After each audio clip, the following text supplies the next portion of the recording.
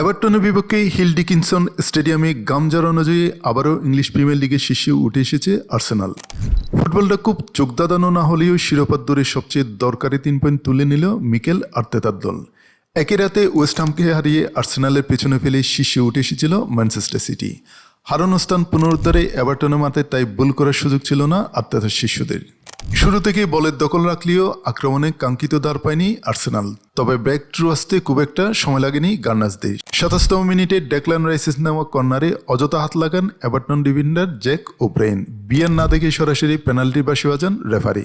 Spot kick থেকে জোরালো শটে জাল কাপান ভিক্টর গিয়োকেরেস।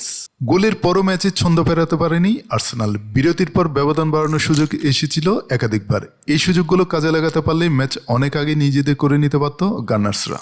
এভারটন শেষ দিকে চাপ বাড়ালেও আর্সেনালের রক্ষণ ছিল বেশ সজাগ। গোলমুখে বড় কোনো বিপদ তৈরি করতে পারেনি স্বাগতিকরা। শেষ পর্যন্ত 1 গোলের লিড ধরেই মাঠ ছাড়ে আর্তেতার দল। এই জয়ী 17 ম্যাচে 39 পয়েন্ট নিয়ে লিগ টেবিলের শীর্ষে ম্যানচেস্টার সিটি চেয়ে 2 পয়েন্ট এগিয়ে গেল আর্সেনাল।